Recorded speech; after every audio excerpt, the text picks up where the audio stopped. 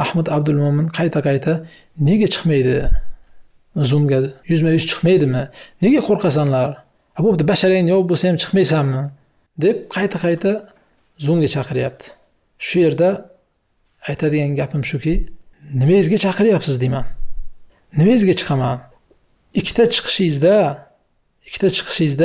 oyat hadislardan gapirmasangiz, shu ikkita oyat va ikkita hadis zikr qilgansiz yoki qilmagansiz, qolgan hammasi tuhmatdan iborat bo'lsa, siz bilan chiqib faqatgina o'sha tuhmatingizni eshitib o'tiramanmi Zoomga chiqqanda?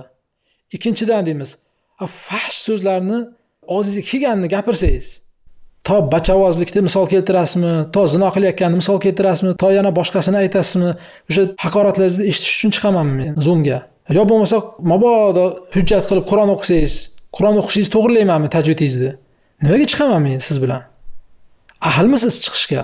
Ahl ekanligingizni isbotlang, xolisligingizni isbotlab, hurmat bilan gapirgan odamga hurmat bilan javob berib, har xil gaplarni gapirmasdan, haqoratomuz gaplarni gapirmasdan, hujjatlar bilan kelsangiz, shunda talab qilsa arzirdi.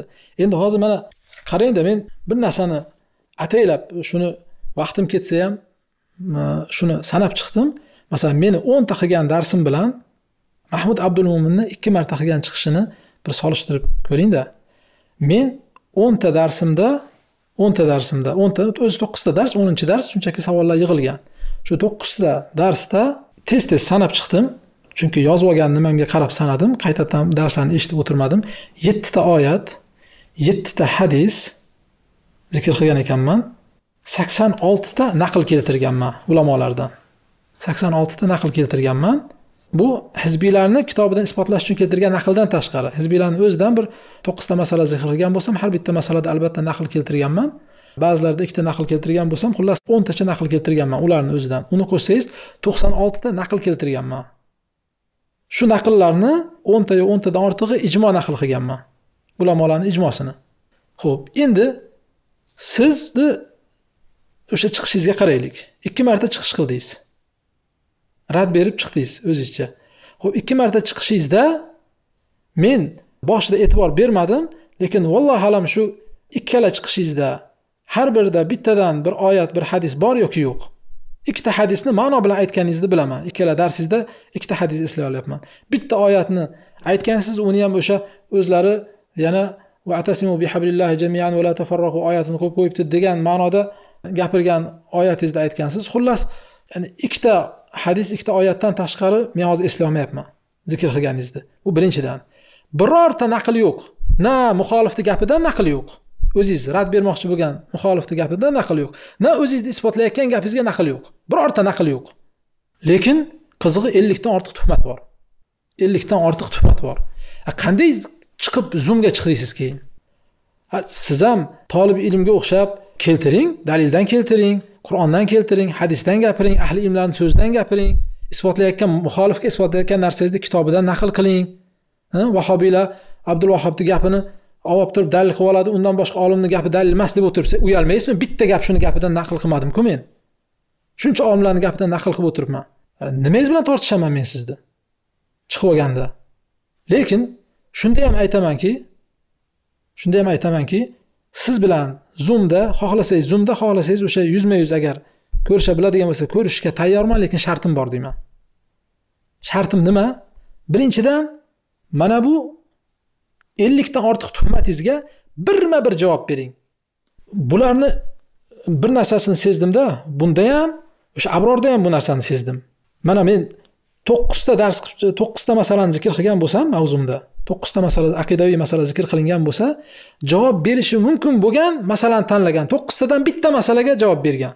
9 ta masaladan o'sha 4 ta ayblov dedim-ku. Shu 4 ta ayblovning ichida, boshida birinchi darsda o'tilgan 4 ta ayblovning ichida men zikr qilingan 9 ta masalani faqat bittasi zikr qilingan. Maqtab zikr qildi deganni maqtamadi deb aytgan degan ayblovni zikr qilyapti va shunga javobni berdim men. 6 ta dalil keltirib maqtagan ekanligiga 6 ta dalil keltirdim javobimda. Demoqchi bo'lganim, qarang, 9 tadan bittasini olgan, keyin so'zni orasida kelgan o'sha fahshgina ko'rish masalasini olgan, xullas bo'ldi, qolganiga javob yo'q. Javob nima? Bu tuhmatchilarning har bittasiga javob bersak, shular bilan ovora bo'lib qolamiz. O'zi kofirlar kurashayotgan odam edi bu. Shular bilan ovora bo'lib qoladi. Qolganiga endi javob yo'q. Xuddi shunday, subhanalloh, shu munosabat bilan aytib ketyapman. Abrorga ham raddiya bergan paytda o'sha tuhmat qildi degan gapiga 7 ta dalil keltirganman. Shu 7 ta gapirni yo bittasini, yo ikkitasini olib turib 6 dars qilib, falonchita dars qilib chaynab yotibdi. Qolganiga javob bering, bittama-bitta javob bering. Xolis bo'lsangiz. Javob beryapgan yo'qsiz-ku, bittalab javob bering. Mana shu hozir 2 kun vaqtimni ajratib, ikkita chiqishida 2 soatga yaqin, 1,5 soat, 2,5 soatlik chiqishini eshitib, bittama-bitta hatto so'zimda xato qilmay deb turib, daqiqalarigacha mana Abdulmo'minning so'zini hozir mana bunday dedi deb tuhmatlarini yozib olib turib mana o'qib beryapman. Xato ketib qolmasin, aytmagan so'zini aytdi degan narsa bo'lmasligi uchun yozib olib turib, vaqtim ketsa ham. Shu vaqtim ketdi, haqiqatda vaqtimni oldingiz, o'zi aslida rad berishga arzimasdi. Birinchi chiqishini qilganda ham o'zi men rad bermoqchi emas edim. Lekin ikkinchi chiqishida o'tkazib yubordi. Juda ham o'tkazib yubordi. Ikkinchi chiqishida chiqib olib turib, Tusiya kitobni olib turib, yo'q joydan tuhmat qilib, fahsh so'zlarni aytib, bachchavozu boshqasi degan fahsh so'zlarni misol keltirib o'tkazib yuborganligi uchungina odamlar ko'rib qo'ysin, mana bu odamni basharasini ko'rib qo'yishligi uchungina vaqtim ketsa ham shu narsani ajratdim. Lekin bundan keyin men har bitta chiqishiga mana bunaqa javob qilib o'tirmayman. Meni vaqtim behuda ketishlikdan ko'ra azizroq, undan ko'ra foydaliroq narsaga ishlatsam bo'ladi. Lekin aytmoqchi bo'lganim nima? Xuddi men javob bergandek, mana nechta ayblov qo'ygan bo'lsa, 4 ta ayblov dedim. 4 ta ayblovning hammasiga bittalab javob berdim. Bundan keyin mabodo o'sha 10 ta darsimdan, muqaddimasida ashuncha yolg'on bor ekan-ku, muqaddimada ashuncha tuhmat bor ekan. Shularni yozing, bittama-bitta tuhmatligini isbotlang birinchi. Isbotlang va hokazo darsni hammasiga javob berib chiqing meni darslarimga. Xuddi men bittama-bitta to'xtagandek, mana falon naqlni keltirgansiz. Men chunki har bitta masalada deyarli 3 ta narsaga to'xtab o'tganman darsimda. 3 ta narsaga. O'zlarini so'zidan isbot qilaman deganman. 9 ta masalani o'zlaridan naql keltirganman. Ikkinchisi bular kimlarga muvofiqligini bayon qilganman. Uchinchisi shuni Qur'on sunnatga zidligini bayon qilganman. Shuni kelib turib har bitta masaladagi 3 ta nuqtaga birma-bir to'xtang. Mana bu naql xato bo'lsa, naqlni xato qilding deng. O'sha iqtibos tugadi degan joylarni tuhmat qilib yotibsiz. Biron bir misol keltira olmaysiz. Iqtibos tugadi deb turib, birov Mu'tazilaning gapini Nabahoniyning gapi deb aytayapti degan bironta misol keltira olmaysiz. Lekin isbotlang har bittada. Yo'q, keyin bu gap Mu'tazilaning gapi muvofiqligini qarang deb keltirganman. Bu muvofiq emas bo'lsa, muvofiq emasligini keltiring. Uchinchisida Qur'on sunnatdan har bittasiga deyarli ahli ilmning so'zidan dalil keltirdim. Har bittasiga javob berib chiqing. Yo'q, xato ishlatdingiz bu. Oyatni xato ishlatyapsiz, bunaqa bo'lish kerak deb turib siz boshqa oyatni keltiring bo'lmasa, agar xato bo'lgan bo'lsa, yoki boshqa olimning so'zini keltiring. Mana buni insofli raddiya deydi. Chiqib olib turib, shuncha yolg'on bor ekan, shuncha tuhmat bor ekan deb turib, bor yo'q bittagina, ikkitagina tuhmat emas narsani tuhmat deb chiqib, o'zingiz mana yerda 50 dan oshiq tuhmatni gapirgansiz, men nimasiga chiqaman siz bilan? Uyalmaysizmi? Chiqmaysan men bilan deyishga. Chiqishga ahil bo'ling. Chiqish arziydi. Demak, birinchi shartim 50 tadan oshiq mana bu tuhmatlarga birma-bir javob bering. O'tib sakrab o'tmang. Javob bera olmasangiz, chiqing, o'zi aytayapsiz-ku. Tavba qilmaysizlarmi deb. Menga kerak emas tavbangiz, uzringiz ham kerak emas. Lekin Allohning oldida nima bo'lish uchun o'zingiz so'zingiz bilan javob beryapman, xolos. Yo bir hajga borib kelasizmi siz ham? Uni kutasizmi ungacha? Yo'qmi o'zingiz bilasiz endi. Kutasizmi, kutmaysizmi?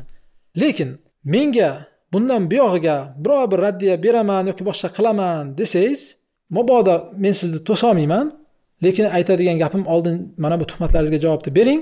10 ta darsimga bittama-bitta javobni bering. 32 ta savol berganmiz, javobni bering. Har bitta savolga. Ana undan keyin chiqishni talab qilsangiz, shu yozib o'sha darslik qilsa darslik qilib o'tib, Qur'on sunnatdan dalilingiz bo'lsa gapirganingizdan keyin, ahli bo'lganingizdan keyin men siz bilan chiqaman men. Allohni guvoh qilib aytaman, mana bu so'zimni eshitayotganlarning hammasini guvoh qilib aytaman, siz bilan 100% chiqaman men. Lekin o'sha Qur'on sunnatdan gapirib, xatoligini isbot qilsangiz, birma-bir deyapman. Har bittasiga to'xtab, men birma-bir to'xtab o'tdim-ku, mana vaqtim ketsa ham. Shu hizbiylikni isbot qilish uchun vaqtingizni ajratsangiz, arzisa kerak, chiqing, shuni isbotlang, bittama-bitta. Har bitta naqlga javob berasiz, mana bu tuhmatlarga javob berasiz. Agar tuhmatlarga javob bera olmasangiz, sizni tuhmatchi ekanligingiz endi odamlar ko'rib turibdi. Tuhmatchi bilan men chiqib nima qilaman? Keyin shu yerda qizig'i Zoomga chiqmaysizmi deyapti. Zoomga chiqishga boya aytganimdek loyiq bo'lib Qur'on sunnatdan gapirsa ekan, odob bilan gapirsa ekan, og'ziga kelgan fahsh so'zni aytib yotibdi. Qizig'i shundaki, Hizbut Tahrirga fahsh kinolarni ko'radi deb tuhmat qilyapti deb o'sha tuhmatni daf qilish uchun og'ziga kelgan fahsh so'zni aytib isbot qilib yotibdi. Nima Hizbut Tahrirda fahsh kinolarni ko'rishga bo'lmas ekan, lekin fahsh so'zlarni aytaveradimi? Joizmi bu? Shuni fahsh so'zlarni ishlatmasdan, fahsh so'zdan boshqa misollar yo'qmi misol keltirgan paytda? Qaytdagi bir bachavoz, gey, zino bir bola keltirgan misolingiz o'shandan bo'lyapti.